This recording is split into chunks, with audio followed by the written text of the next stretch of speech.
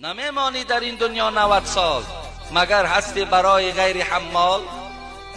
تو فقط کارت حمالیه، فقط کارت همین برداشت کردن و پنهان کردن و ذخیره کردن ای.